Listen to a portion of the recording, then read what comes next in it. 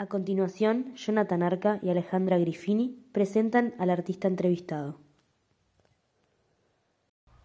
Hola amigos, estamos nuevamente en una entrega de Santa Lucía, Pueblo de Artistas, como siempre acompañada con el amigo Jonathan. ¿Cómo está Jonathan? Muy bien, para nosotros es un privilegio estar rodando este documental en las instalaciones del Jardín Histórico de la Quinta Capurro, un lugar emblemático para nuestra cultura y para Santa Lucía. Alejandra, ¿quién tenemos el placer de compartir esta entrevista aquí en Santa Lucía, Pueblo de Artistas? Bueno, hoy vamos a entrevistar a Julio Brum. Julio Brum, que nos contó muchas cosas interesantes, entre ellas cómo conectó con la música a través de la arquitectura. Es fascinante, vamos a verla. Bueno, yo nací en Santa Lucía el 3 de enero de 1960, o sea que ya van por 63. Y bueno, la actividad artística, te diría que es variada. Yo, en realidad, el arte para mí ha sido como una plataforma para desarrollar muchas cosas que tienen que ver con el arte, con la música, un poco con la literatura. Pero también he ido trabajando a nivel social, viste lo que es la música en la comunidad, con muchos proyectos, muchas experiencias y también con las tecnologías. Estoy trabajando, me interesa muchísimo desarrollar, estoy en unos proyectos con plataformas a nivel latinoamericano. O sea, la música me ha dado siempre si bien yo me fui a Montevideo a estudiar arquitectura, me encontré con la música allá, que ya me la llevaba un poquito de acá de Santa Lucía.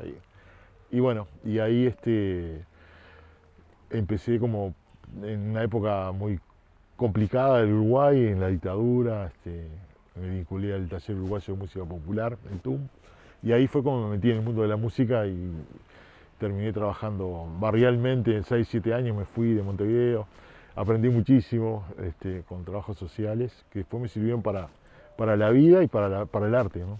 ¿Sí? ¿Cómo se llaman tus padres y a qué se dedican? Mi padre, Julián Moisés Sosa Alonso, nació en el campo, en Soriano, y bueno, fueron con la familia acercándose a la capital, un campo muy pobre, y terminaron en Santa Lucía, como 7, 8 hermanos, la familia Sosa.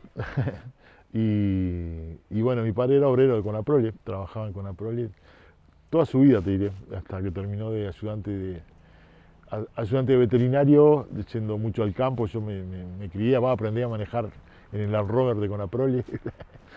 Lo acompañaba mucho al campo, a los tambos, a chacras. Y ahí fui aprendiendo todo ese mundo también. Y mi madre, Nelly Brum, fue una ama de casa, como bueno, de tantas de aquella época, hasta que bueno, ya en su edad madura empezó a trabajar con el tema del arte y la educación, y fundó la Escuela de Arte y Oficio, que terminó después rescatando la Casa de Rodó, y bueno, fue la primera persona que logró que en aquel momento se comprara la casa para que no se perdiera, y fue la directora de la Casa Rodó, la primera directora durante casi 10 años. O sea que ahí también yo en ese momento ya estaba estudiando arquitectura y participé mucho de todo eso, de valorar la educación por el arte y tratar de generar un espacio no formal, de lo que ahora se llama la educación no formal, que en aquella época no era tan claro todo eso. Así que bueno, de alguna manera ella también dejó un legado a la ciudad, ¿no? Que está bueno. ¿Cómo ha sido tu formación formal y no formal? La formación de arquitectura me dio mucho sentido estético, que eso es fundamental en la música, y que mi abordaje de la música no es de repente de una persona que empezó a estudiar, viste, solfeo y todas esas cosas. Entré por otro lado, y hasta el día de hoy sigo aplicando muchas cosas que aprendí en la arquitectura en la música. Aún así empecé a estudiar en el NEMUS. El NEMUS era en Montevideo. Yo acá en Santa Lucía ya tocaba guitarra, pero bueno, en una época muy informal y tratando de, bueno, en una época que no existía el YouTube. Por ejemplo, si vos querías sacar una canción, por ejemplo, de los Beatles, la única forma que tenía era ir a un baile y copiarle los acordes a la orquesta. Y me pasaba muchas veces que mientras todos bailaban yo estaba con una libretita sacando los acordes para después ir a mi casa y probar a ver cómo era eso, ¿no? Esa era la información que podías acceder, o si no, de oído lo que podías sacar.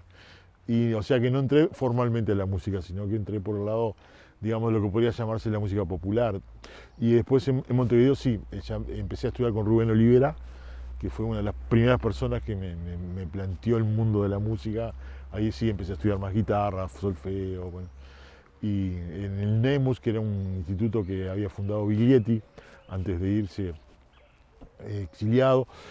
Y bueno, ahí entré en un mundo que me conecté con todo lo que fue la fundación del TUM, del Taller Uruguayo de Música Popular, con Jorge Lázaro, con Luis Trochón, y un grupo de jóvenes que habíamos en esa época, que mucho después hicimos alguna carrera de diferentes formas. Yo qué sé, estaba la gente que hoy está en el Cuarteto de Nos, Mariana Ingol, Alberto Wolf, no sé, muchísimos compañeros, compañeras que de alguna manera todos después terminamos haciendo música. Y ahí, bueno, me conecto con una persona, Coriuna Jaronian, que fue un gran musicólogo, una persona alumna de la Laura Cistarán, que durante la dictadura tenía en su casa un lugar donde estudió mucha gente, de ahí salieron los que iban cantando, Fernando Cabrera, Leo Maslía, no sé, pasó mucha gente en esa época donde era muy difícil. Y bueno, en aquel momento a mí, a la salida de la dictadura, me fascinó encontrar una persona así que te abría el mundo de una manera increíble. Y bueno, terminé estudiando 8 años con él, digamos, no formalmente, pero sí muchísimo, de todo tipo de cosas con la música, desde pedagogía hasta, bueno, lectoescritura, composición, armonía, historia de la música, historia del rock, historia del tango. Bueno, y después me fui armando yo mi propia carrera, o sea, iba a hacer cursos, seminarios, o estudiaba un poco de técnica de guitarra, o sea, me fui armando mi caja de herramientas para desarrollar diferentes campos con la música, ¿no? Porque obviamente en Uruguay solo de tocar no vive nadie, hace muy pocos, y menos en aquella época. Hoy capaz que es un poco más fácil, sobre todo para la gente que hace rock o que está en algunos lugares donde es más el tema de lo que se llama hoy la industria, ¿no? Pero en aquel momento era... Y nosotros además teníamos toda esa cosa de militar, porque era la salida de la dictadura y trabajábamos mucho barrialmente. Yo me comprometí mucho con el movimiento de teatro barrial, que era un movimiento que se hizo ya en el año 82, 83, cuando estaba por caer la dictadura, que hacíamos muchísimas actuaciones en cooperativas, bueno, cuando volvieron los comités de bases también, actuábamos 30, 40 veces por noche porque era una locura todo. Y ahí, bueno, uno se iba haciendo, ¿no? Iba aprendiendo, y a su vez entré a formarme en bastante la parte educativa y cultural, porque me interesaba mucho la música desde el lugar de la sociedad, de cómo ayuda a las personas a desarrollarse, a crecer y a construir una sociedad donde el arte fuera importante, ¿no? Y para eso, para mí, hasta el día de hoy es una militancia que me parece súper, es lo que quizás lo que más me motiva, más allá de actuar, ¿no? Que bueno, he hecho muchas cosas por suerte con la música. Y bueno, terminé trabajando en Paso Carrasco, coordinando lo que fue Casa Pueblo, desarrollando experiencias de murga, colado samba. Bueno, también estaba en el liceo, del liceo me invitan a trabajar ahí. Y bueno, era una época muy efervescente, ¿no? El 84, 85, que una sociedad muy reprimida, que sí, podías hacer barullo y tocar música era visto casi hasta como revolucionario. Y a partir de ahí me interesé mucho con el tema de la murga, y salí en Contrafarsa, que fue una de las murgas más importantes, pero salí un par de años para ver cómo era eso, porque yo quería llevarlo a la pedagogía. Y después terminé desarrollando lo que hoy se conoce como murga joven en Montevideo a partir de esa experiencia. Ya cuando el Frente Amplio gana en Montevideo, en el año 90, ahí se cambian una pila de condiciones, y a través del TUM logramos hacer talleres barriales, y bueno, ahí ya como que entré en otra etapa, a coordinar las guarderías comunitarias, la parte artística, desarrollar canto colectivo de tercera edad, talleres de percusión, y durante casi 10, 12 años estuve, además de que hacía música, trabajaba en coordinar y desarrollar todos esos proyectos que fueron muy importantes y que me llevaron después a estar en el programa Esquinas de la Cultura en Montevideo, también diseñando ese programa, y fui su director 3, 4 años. O sea que la música me empezó a abrir muchos caminos. También, bueno, decidí en un momento dedicarme a la canción infantil, porque me parecía re importante, por muchas razones. Además que, por supuesto, me sentía re cómodo con él. O sea, yo siempre decía, prefiero ir a tocar a las 10 de la mañana, a las 2 de la tarde para 500 niños y no en un boliche a las 3 de la mañana para 20 personas, que son valiosas, pero que eran otros ambientes y que generaban otras cosas. Y ahí, bueno, empecé con un proyecto con los pájaros pintados, que fue durante 15 años, recorrimos toda América Latina, grabamos discos, canciones, ganamos premios, bueno. Pero más que nada hicimos un cancionero sobre la fauna autóctona del Uruguay, que hasta el día de hoy se usa en las escuelas, ¿no? Entonces fue como que ahí encontré también como que un motivo importante, un trabajo de investigación con biólogos, ir a la reserva de Pan de Azúcar, descubrir que, bueno, que había todo un vínculo de la cultura con lo guaraní, que no lo tenemos tan claro y que los animales autóctonos tienen nombres que tienen que ver con eso, ¿no? El guasubirá, el yacaré, bueno, empezás a buscar y ya te aparece la toponimia del Uruguay, que bueno, Uruguay parece un guaranismo, ¿no? Tenemos un país que tiene un nombre indígena y no, a veces no lo tenemos muy claro. Entonces, bueno, todo eso me fue llevando a descubrir un mundo donde la cultura, construir un imaginario nuevo para los gurises, desde la música, bueno, ahí como que empezás a ver todas las posibilidades que tiene el arte, ya no solo arriba del escenario, sino abajo, ¿no? ¿Cuál es tu actividad laboral? Tuve 25 años haciendo talleres de expresión en el TUM con niños y niñas y tocábamos muchísimo con las escuelas, trabajábamos mucho, recorríamos América Latina, o sea, tocamos, no que sé, México, Brasil, Colombia, estuvimos en Argentina, en Chile, hicimos muchas actuaciones durante 15 años y ahí me integro en el 99 al movimiento de la canción infantil latinoamericana y caribeña, el cual estoy hasta el día de hoy un poco representando Uruguay. En el 2005 organizamos un encuentro en el Teatro Solís y vinieron como 400 artistas, fue impresionante. Y ahora vamos a hacer uno ahora en el 2023, el segundo, aquí en Canelones, en todo el departamento. Pero ese vínculo me llevó no sé, por ejemplo, a terminar yendo 20 veces a Colombia, no sé, muchas espacios que se abrieron a partir de la canción infantil y de compartir con otra gente en América Latina. Creo que es un movimiento muy importante que se funda en Cuba en el año 94, que ha hecho, bueno, 16 encuentros cada 2 años, autogestionados, sin ningún apoyo económico, donde los artistas nos juntamos para discutir y preocuparnos por lo que escuchan los niños y las niñas hoy, ¿no? Entonces, eso llevó que, no sé, tengo 7 discos grabados para niños, después terminé armando un sello discográfico, o sea, hay muchas cosas para contar. Todo ese mundo te lleva a que, bueno, yo hoy estoy totalmente enamorado de América Latina, ¿no? De lo que implica la cultura, el mestizaje del indígena con lo africano, con lo europeo, una riqueza brutal, exuberante, que tiene miles de músicas y uno no para de asombrarse de todo lo que hay, ¿no? ¿En qué momento comenzaste la actividad artística? El arte es algo que siempre me atrajo. Yo creo que mi madre tuvo mucho que ver en eso también, porque eso le gustaba mucho. Siempre me regalaba mucho discos de música clásica, que yo algunos escuchaba, otros no. Pero también tenía un tío que tocaba la guitarra, ese guitarrero viejo, ¿viste? Que muchas de las cosas que estoy haciendo hoy con La Polka, que es el grupo que tengo, capaz que nacieron ahí. O sea, escuchar lo popular.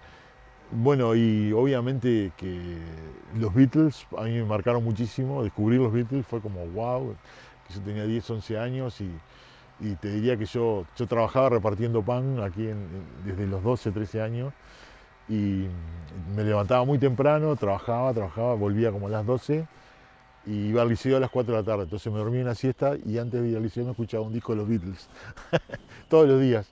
Y eso me fue como despertando una curiosidad por lo estético de la música. Empezamos a tocar la guitarra acá con el Vitítico Telo, que era fue un personaje entrañable de Santa Lucía, que con todas sus limitaciones, pobre, tenía una gran pasión por la música. Y te diría que los primeros acordes, las primeras cosas los aprendí con él. ¿Con quién aprendiste? Yo te diría que el rock and roll me formó musicalmente en el sentido de que aprendí a escuchar muchas cosas.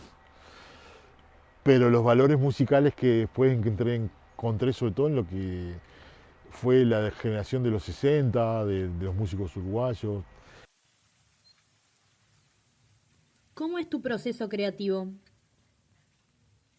En el caso mío, que me interesa la canción es un mundo que es muy mágico porque es la mezcla de texto con música. Y ahí no tengo recetas, creo que las recetas no sirven para nada. Si hay formas que te puedan ayudar, bueno, si voy a hacer una milonga, entonces vos ya sabes que ahí te estás metiendo con determinadas cosas. Pero nunca me interesó conservar, o sea, siempre me interesó experimentar y crear. O sea, hay gente que le interesa más conservar, o sea, que es más formalista, es más estructurado y va a las formas clásicas. Yo creo que hay que conocerlas, pero a mí no me interesa, en ese momento no me interesa. Yo cuando quiero hacer una canción me interesa lo que quiero decir, ¿tá? Entonces, a partir de ahí uno ve. Incluso para cantar tampoco me interesa que piensen, qué voz bárbara que tiene esta, mirá cómo canta. Me interesa que yo decir las cosas como las siento y que de alguna manera le siguen a la otra persona. Pero no estoy pensando en que mi voz se luzca para que sea lo más importante de la banda. ¿Se alternan los periodos creativos con otros estados? Yo te diría que no soy de las personas que más podría decir eso, siempre incluye, ¿no? Siempre incluye. A mí me fascina más el perseguir una idea que puede aportarle algo a todos nosotros, a mí y a los demás.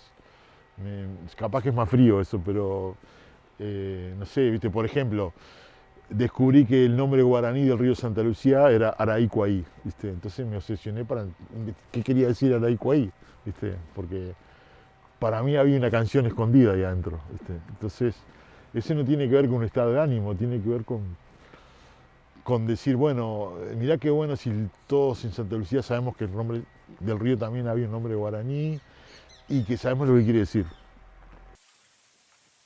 ¿Te reconoces como artista? La imagen clásica del artista no me interesa para nada, ¿no? O sea, yo te decía hoy, viste, que en la sociedad nuestra hay como dos caminos, ¿viste?